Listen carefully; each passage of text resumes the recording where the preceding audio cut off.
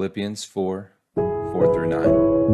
Rejoice in the Lord always. I will say it again, rejoice. Let your gentleness be evident to all. The Lord is near. Do not be anxious about anything, but in every situation, by prayer and petition, with thanksgiving, present your requests to God, and the peace of God, which transcends all understanding, will guard your hearts and your minds in Christ Jesus. Finally, brothers and sisters, whatever is true, whatever is noble, whatever is right, whatever is pure, whatever is lovely, whatever is admirable, if anything is excellent or praiseworthy, think about such things. Whatever you have learned or received or heard from me or seen in me, put it into practice, and the God of peace will be with you.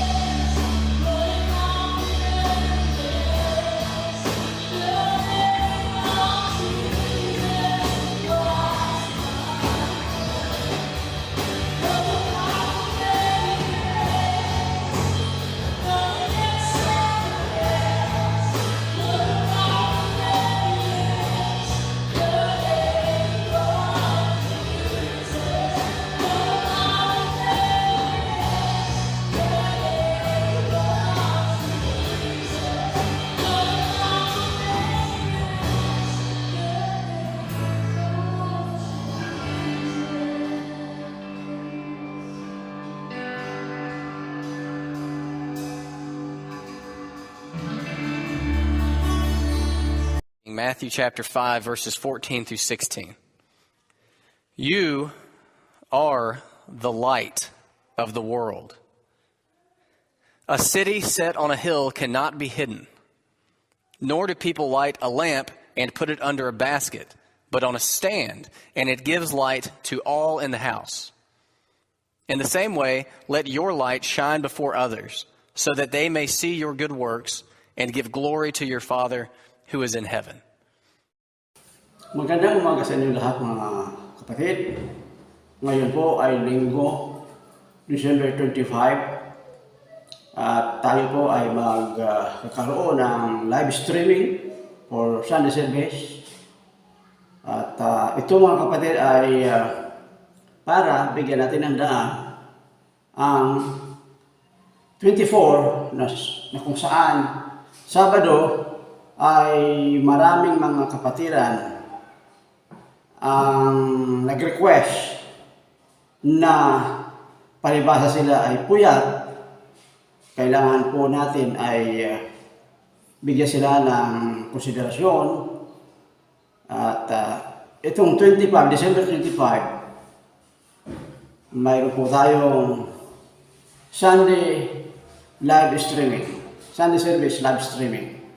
At ito mga kapatid ay gagawin natin para sa kapakanan ng bawat isa na ang iba na sa probinsya, ang iba ay puyat.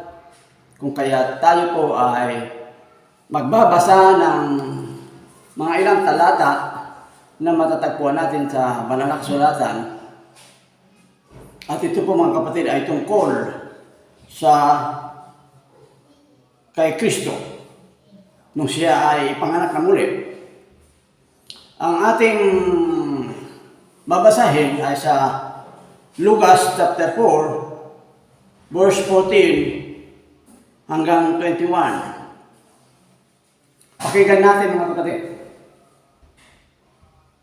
Then Jesus returned to Galilee, filled the Holy Spirit, power.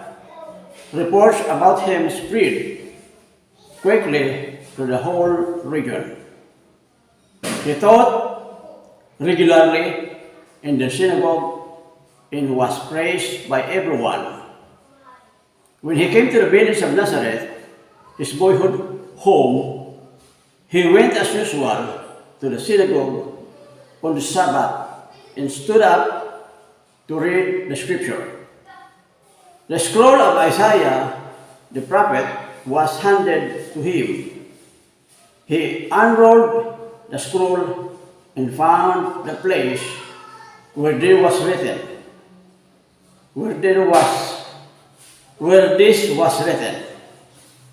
Verse 18. The Spirit of the Lord is upon me, for he has anointed me to bring good news to the poor. He sent me to proclaim that captives will be released and the blind will see, that the oppressed will be set free, and that the time of the Lord's favor has come. Verse 20. He rolled up the scroll, handed it back to the attendant, and sat down. All eyes in the synagogue looked at him intently. And now verse 21. Then he began to speak to them. The scripture you have just heard has been fulfilled this very day. Hindi sinabi ng Biblia na ang fulfillment ng kapanganakan ni Kristo ay eksaktong December 25. Subalit ito po ay ating dinaraos sa kung saan ang bawat isa ay ikinukonsider ito na holiday at ito na nga po ang December 25. Kung kaya't mga kapatid, sabi dito, ang si Kristo na parito sa lupa sa isang specific mission. Si Kristo pumunta dito sa lupa sa isang tiyak na pakay na pinagkasunduan ng tatlong persona. God the Father, God the Son, God the Holy Spirit. At itong pinagkasunduan na ito ay si Kristo ay gaganap bilang isang Mesiyas. Sa binasa natin,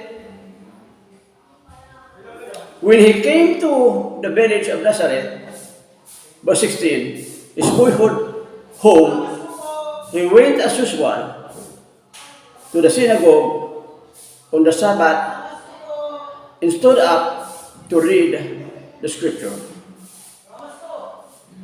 Si Kristo po ay naka-commit sa pagbabasa ng Biblia. Makikita natin dito sa verse 16. Verse 17, the scroll of Isaiah, the prophet, was handed to him.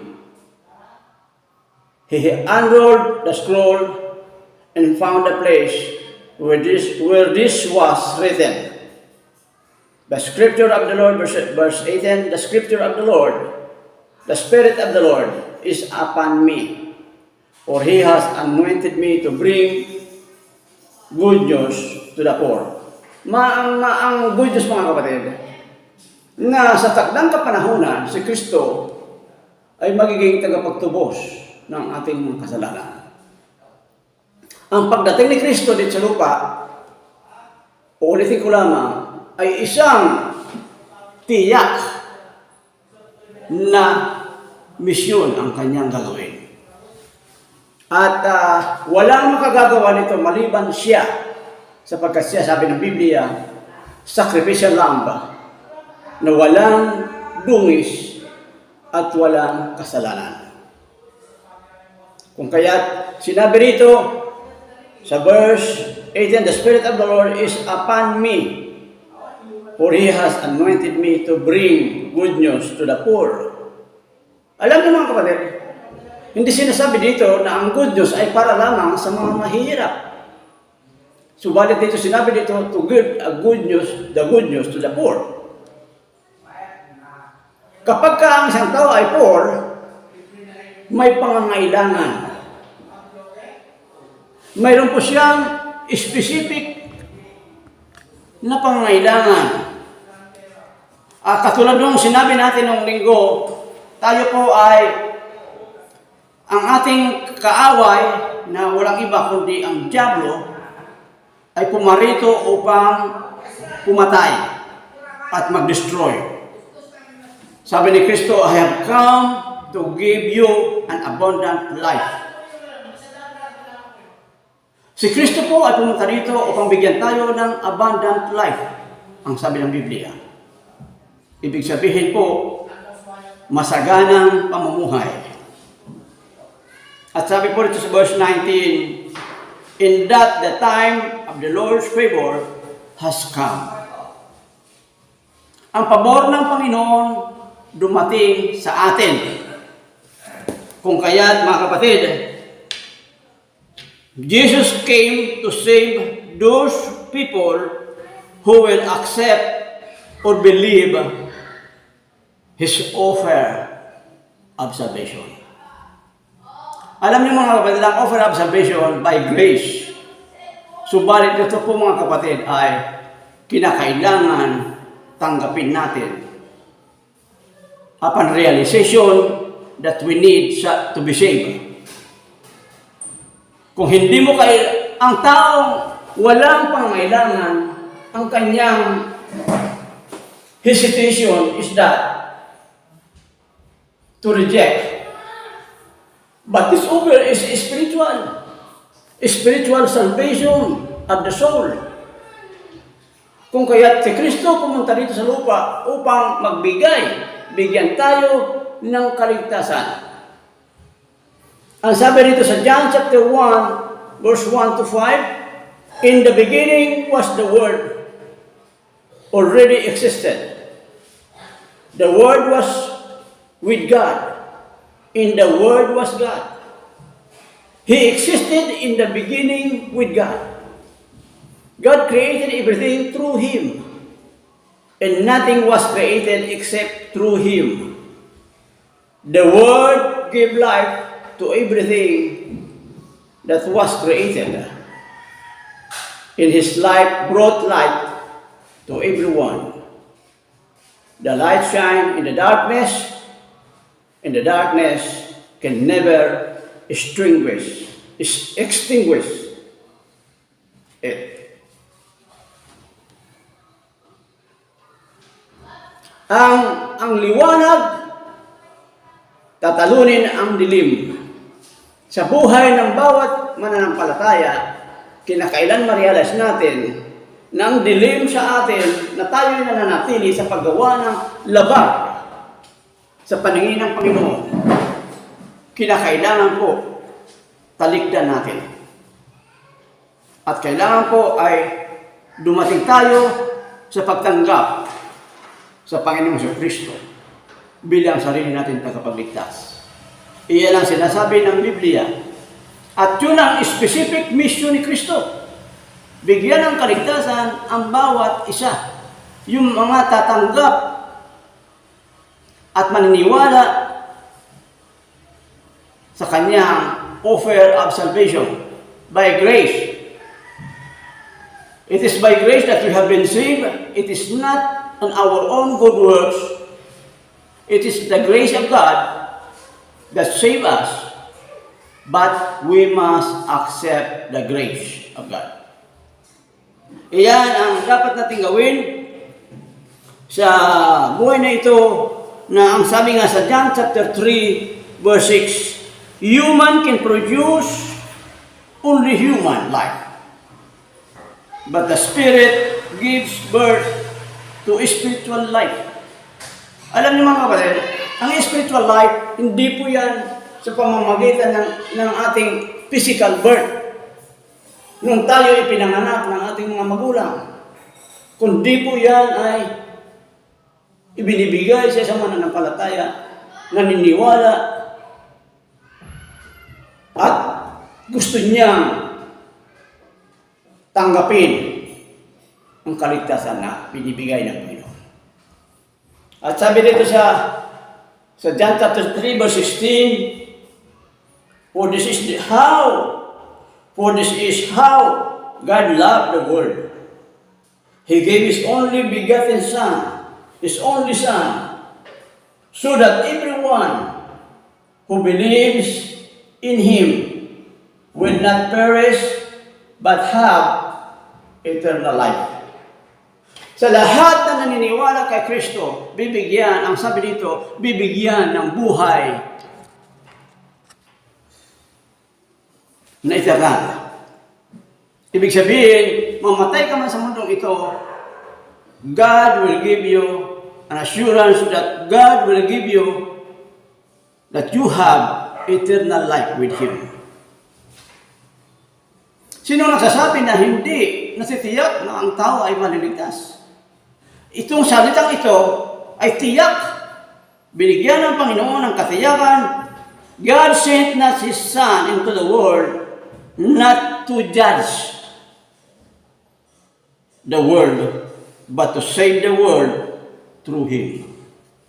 Iyan ang purpose ng ating Panginoong Kristo. Upang iligtas ang mga tao. Kinakailangan lang natin na magpakumbaba at tanggapin ang kaloob na kaligtasan ng Panginoong Kristo. At iyan mga kapatid ay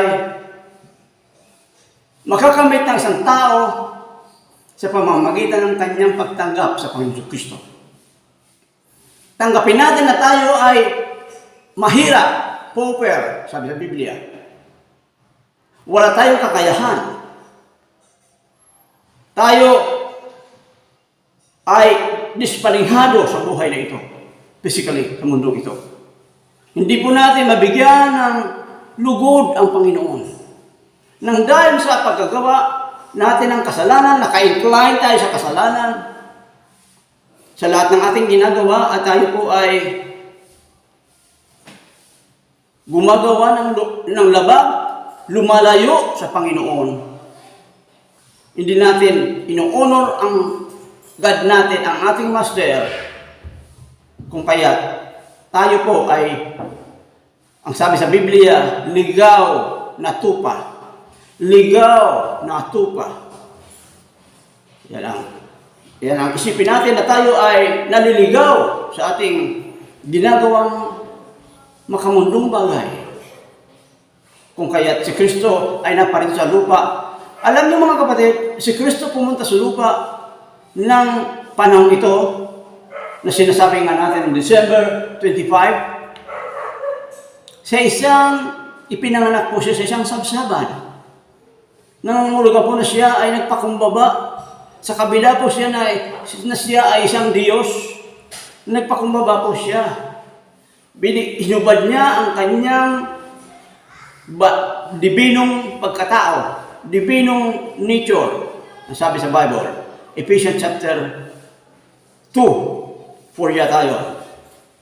Hinubad niya ang kanyang pagka-Diyos at nagkatawang tao, ipinanganak sa isang sabsaban upang yung mga panahon ng mga apostol, si Kristo Jesus ay nakakadaupang palad. Yan po ang isipin natin na si Kristo ay nagkatawang tao. Hiniram niya ang katawang tao upang makasalamuha ang mga tao. Naipakita niya ang kanyang pagtutubos sa bundok ng Kalbaryo. Iyan po ang espesipikong gawain ng Panginoon Yesu Kristo. At ang sabi dito, there is no judgment against anyone who believes in Him. No judgment to them that believe in Him. That believes in Him. Iyan po ang pagtitiyak ng Panginoon. Once you believe in Christ, you will not be judged.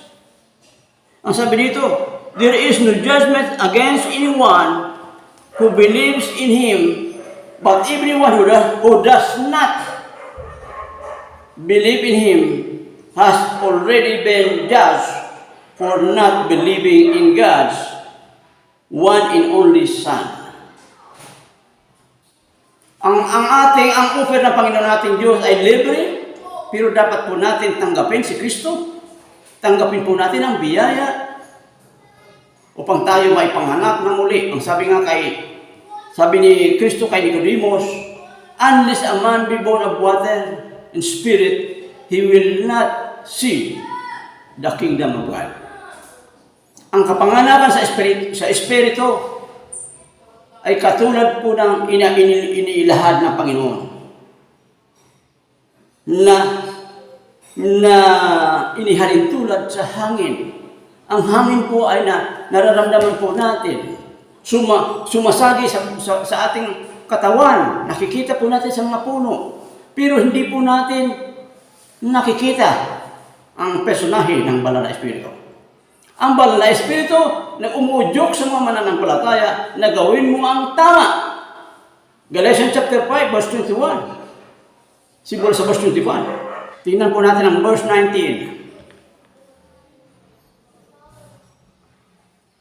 When you follow the desire of your sinful nature, the results are very clear. Sexual immorality, impurity, lustful pleasure, idolatry, sorcery, hostility, quarreling, jealousy, outburst of anger, selfish ambition, dissension, division, envy, drunkenness, wild parties, and other sins like this. Let me tell you again, as I have before, that everyone living that sort of life will not inherit the kingdom of God. Iyan po ang pinapatalikuran sa atin ng Panginoon. makita sa buhay natin na matapos natin tanggapin si Kristo bilang sarili natin tagapagligtas, pagsikapan natin na talikdan ang mga bagay na ito sapagkat ito ay udyok ng laman. At ito na nga po ang sabi ng but the Holy Spirit na nasa atin, we are indwelt by the Holy Spirit upon salvation. Nung tanggapin natin si Kristo Jesus bilang sariling tagapagligtas, ang banal na Espiritu ay nasuma atin. Ito po ang sabi ng Biblia. But the Holy Spirit produces this kind of fruit in our lives. Love, joy, peace, patience, kindness, goodness, faithfulness, gentleness, and self-control.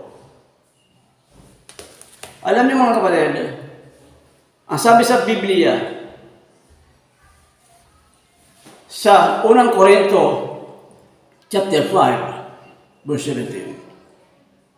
Kung sino man ang mga kay Kristo, siya po ay bago nilalang.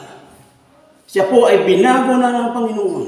Kaya simula ng ating spiritual life, unti-unti po nating dapat layuan ang paggawa ng labag sa Panginoon.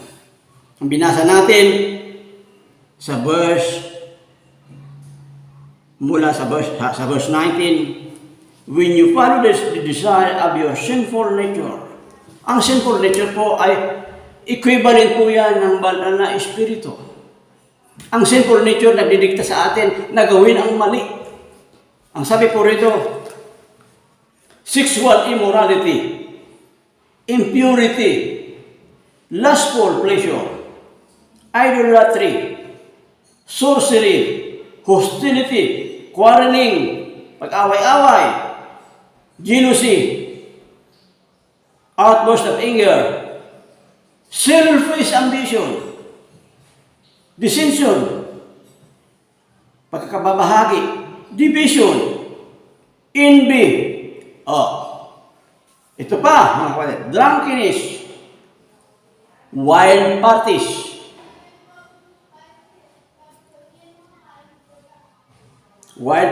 and other sins like this, let me tell you again, ang sabi ng apostol, as I other sins like this, let me tell you again, as I have before, that if anyone living that sort of life will not inherit the kingdom of God.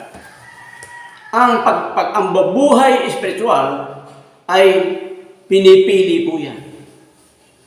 You live in the flesh, you live in the dictation of the Holy Spirit, is up to you. But kung tayo tumanggap sa Panginoong Kristo, we must live by the Spirit. Sapagkat ang banal na Espiritu ay nasa atin po yan. Tingnan natin ang sinasabi ng banal na kasulatan tungkol sa banal na Espiritu. Basahin po natin sa Roman 8:16.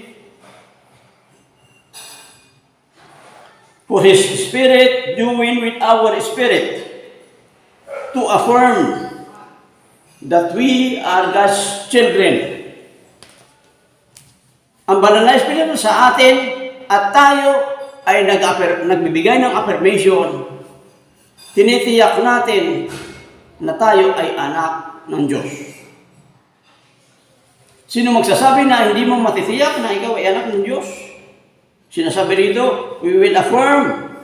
And verse 17, sa Romans 8:17, and since we are His children, we are His heirs, tagapagmana. In fact, together with Christ, we are heirs of God's glory, tagapagmana ng kaluwalhatian ng Panginoon. But if we are to share His glory, we must also share His suffering. Kaya nga mga kapatid, tayo ay namumuhay bilang Kristiyano, hindi po sa ginhawa lamang. Kundi po tayo mamumuhay sa buhay Kristiyano, naglilingkod tayo, nagsiservisyo po tayo. Ibinibigay natin ang ating sarili sa gawain ng Panginoon. Hindi po natin sinusunod sa lahat ng panahon ang ating sarili, kundi sinusunod natin ang Panginoon. We are aware that the Holy Spirit is in us. In whatever dictation of the Holy Spirit in us, we will follow. We will do our best to follow. And we cannot deny if we are called by God. Mga kapatid, iyan po ang pagtitiyak ng Panginoon. At tingnan po natin uli sa John chapter 3, verse 19. In the judgment is based on this fact that God's light came into the world. God's light came into the world. But people love the darkness more than the light, for their action were evil. Alam mo, ang nagpe-prevent sa paggawa ng mabuti ay ang ginagawa nating nabibilang sa dilim. Sa paggawa natin kasalanan, if you do it, sasabi ng iba, kung ikaw ay magiging born again, marami kang iiwasan.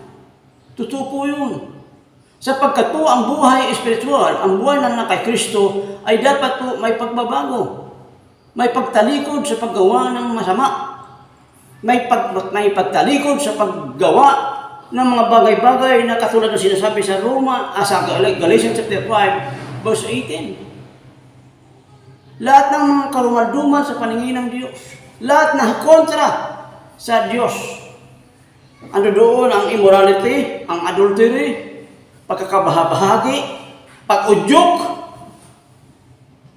na gumawa ng masama. Iyan po ay nabibilang sa paggawa ng udyok ng ating flesh, ng ating laman. At yan ay nabibilang sa dilim, nabibilang sa kasalanan, na dapat po natin iwaksi, layuan. Kung kaya po, mayroon po tayong limit, mayroon po tayong boundary sa mundong ito. Na ang boundary yan, sinasabi natin na disiplina sa paglayo. Disiplina sa paggawa ng masama, disiplina sa pag-iisip ng masama, laban sa ating kapwa.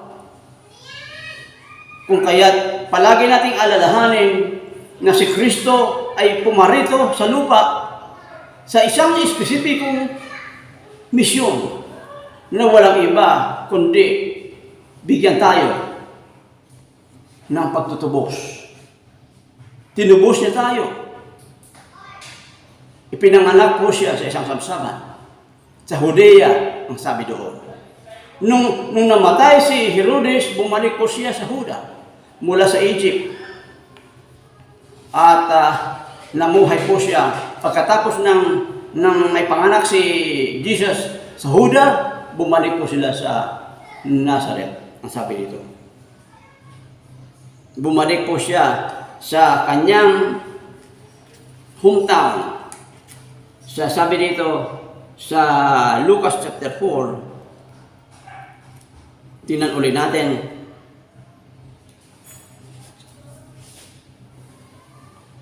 When he came to the village of Nazareth, his boyhood home, he went as usual to the synagogue on the Sabbath and stood up to read the scripture. Dito natin makikita na si Kristo, kahit po siya ay binata, ang kanyang priority is to share the good news. Ang good news kapag kami saan ay hindi natin naibabahagi sa ating mga kaibigan. Kung anong ginagawa natin, hindi natin naibabahagi na dapat po siya ay tumanggap, dapat po siya maniwala kay Kristo. Hanggang naghiwa-hiwalay tayo, hindi po natin naibahagi ang salita ng Panginoon. Dapat ang unang bahagi ng ating pagtitipon ay si Kristo. Si Kristo po. At iyan po ang misyon ni Kristo. Tayo po ay manalangin sa puntong ito at idalangin natin na ang Panginoon natin Diyos ay dapat pong tanggapin upang ma-establish natin ang koneksyon sa Kanya. Yan ang unang-una. Ang sabi sa Juan chapter 1 verse 12, ang lahat na tumanggap sa Kanya ay binigyan niya ng karapatan. Binigyan ng karapatan upang maging anak ng Diyos. Ang pagiging anak ng Diyos ay karapatan.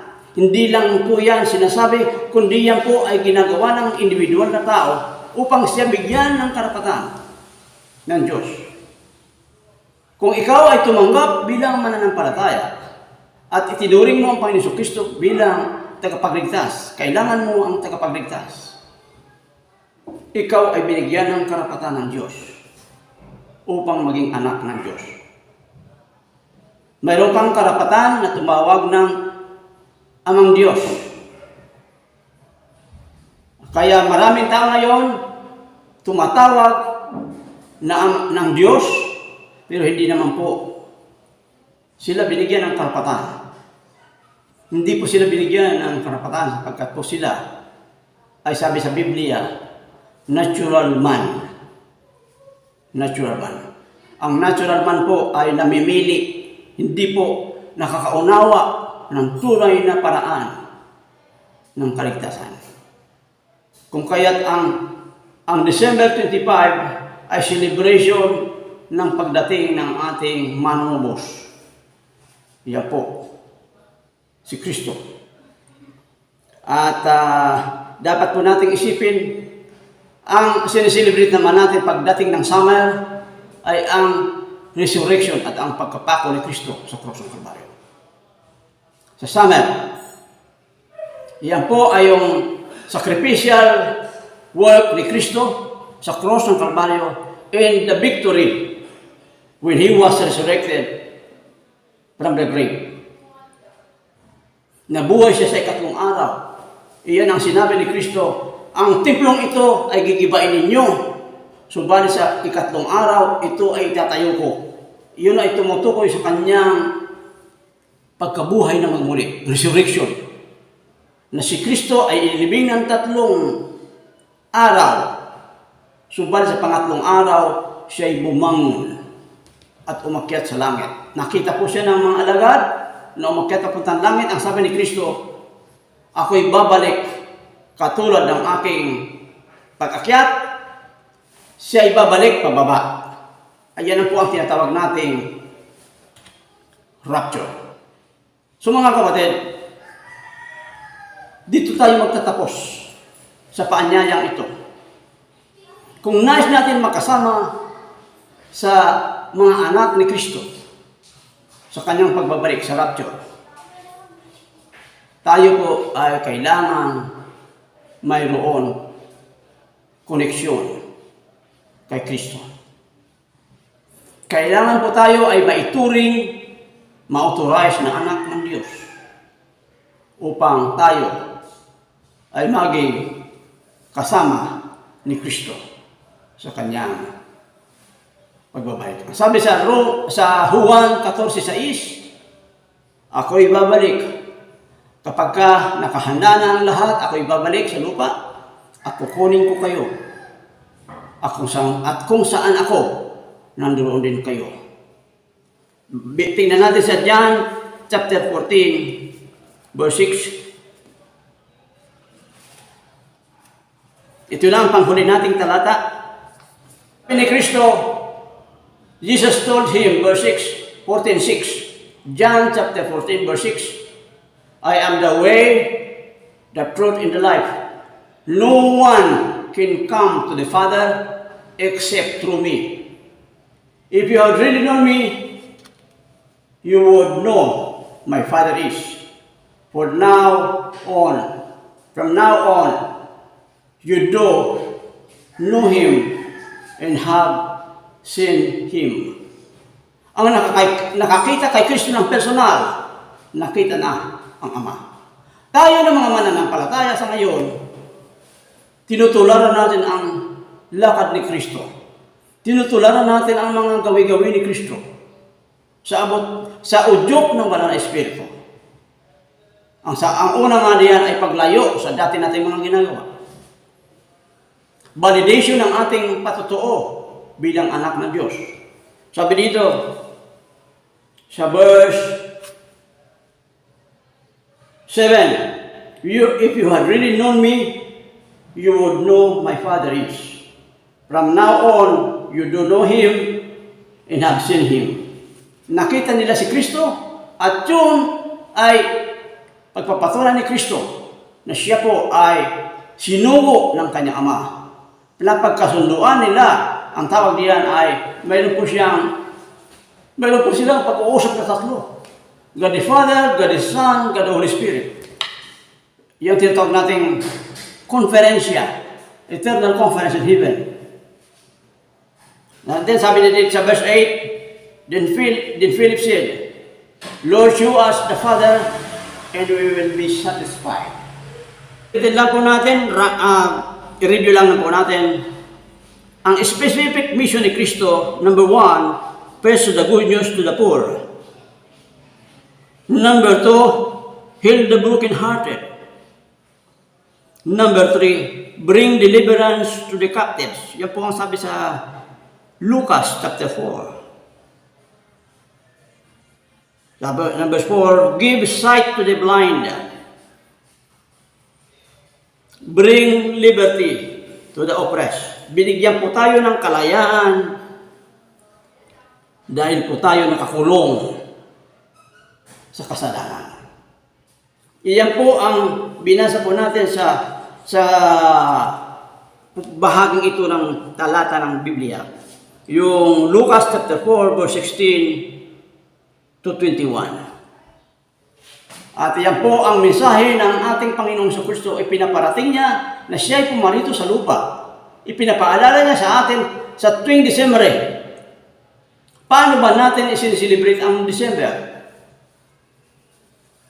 Paano ba natin nauunawa ang Disyembre, ang kapanganakan ni Kristo? Inuunawa natin ang season na ito, ang panahon na ito. May mga tao na nakapokus sa materialismo. May nakapokus sa pagsasaya na makamundo. Alam niyo mga kapatid, ang panahon ito ay season that we celebrate the coming of Christ, our Savior. Si Kristo ay napadala sa lupa sa isang specific mission. Huwag po natin kalilimutan yan. Kung mayroon man po tayo natanggap, masaya ka. Kung wala kang natanggap, masaya ka pa rin. Iyan po ang mensahe ng Pasko. Hindi po natin itinutuon ang ating sarili sa materialismo at sa pagsasaya sa mundong ito.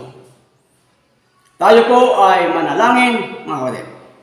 Panginoon namin Diyos, marami pong salamat sa iyong ginawa sa mundo ito. Na isa na po kami sa natumanggap ng iyong biyaya at sa pamamagitan nito mayroon kaming katiyakan ng kaligtasan. Maraming salamat, Panginoon namin Diyos, sa iyong ginawa sa amin. Sa araw na ito, sa panahon ng Disyembre, hindi lang po, Panginoon namin Diyos, ang nagbibigay sa amin kagalakan, ang pagtanggap namin ng mga kaloob, anumang kaloob, kundi dapat po alalahanin na sa panahong ito, kayo po ay dumating sa amin. Ang sabi po dito, and the Word was made flesh and dwelt among us. Kayo, Panginoon, ang salita ng buhay. Kayo, Panginoon, ang tinapay ng buhay. Kayo po ang tubig ng buhay. Kayo po ang ilaw ng aming buhay. Maraming salamat, Lord, sa lahat ng yan. Sa pangalan ng Kristo.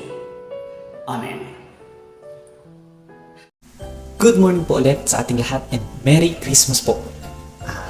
For now, we will proceed for our tithes and offering. So, sabi nga po sa Malakay 3 verse 10, bring the full tithe into the storehouse, that there may be food in my house, and thereby put me to the test, says the Lord. if I will not open the windows of heaven for you and pour down for you a blessing until there is no more need. So, pwede po ba nating ipag-pray ang ating tithes and offering? So, let's pray po. Yes, Sir God, good morning po muli, Panginoon, sa inyo, Panginoon. Maraming salamat po uli, Panginoon, sa opportunity na to, Panginoon, na pagsama-sama man kami, Panginoon, sa aming service, sa aming worship, Panginoon, sa iyo. Even though through online, Panginoon, naway, Panginoon, sa mga sandaling ito, Panginoon, is kasama namin yung pamilya namin na nagpupuri sa iyo, Panginoon. Muli, Panginoon, tinataas namin itong tithes and offering namin sa iyo. Naway, Panginoon, itong blessing na to, Panginoon, na nanggaling sa iyo is magamit, Panginoon, para sa kalulatian mo, Panginoon, para sa gawain mo, Panginoon, na we all know, Panginoon, na kapag binigay namin, Panginoon, kung ano yung nararapat, Panginoon, is more than that pa, Panginoon, yung ibibigay niyo sa amin. Panginoon, na ginawa niyo to, Panginoon, sa ibang tapat, Panginoon, na nagbigay sa inyo, Panginoon. And I know, Panginoon, na gagawin niyo din to sa amin. Muli, Panginoon, maraming salamat, Panginoon, sa lahat-lahat. And pinupuri ka namin, pinapasalamatan sa pangalan ni Jesus. Amen. Welcome back po ulit, no? So, ayan, dito na naman ako para magbigay sa inyo ng information and announcement pa sa ating mga upcoming events next year, 2023. So, ayan, so stay tuned po kasi maraming malaking events na mangyayari. And, ayan, so unahin ko na. By January 1, 2023. So, Sunday po ito, no? So, natapat ng Sunday, saktong-sakto. Sad to say, hindi po tayo magkakaroon ng service on-site and online sa JCC. Ulitin ko, hindi po tayo magkakaroon ng service on-site and online sa JCC. But, we encourage about isa na maka-attend and sama-sama po tayong pumunta sa Global Surge Combined Service. So, ano po ba yung Global Surge Combined Service? Ito po yung pagsasama-sama or pagtitipon-tipon ng from different churches po. So, sama-sama po tayong makipag-fellowship sa iba. And sama-sama din tayong mag-praise and worship kasama ang ibang churches. So, marami po tayong makakilala doon. Kailan po ito?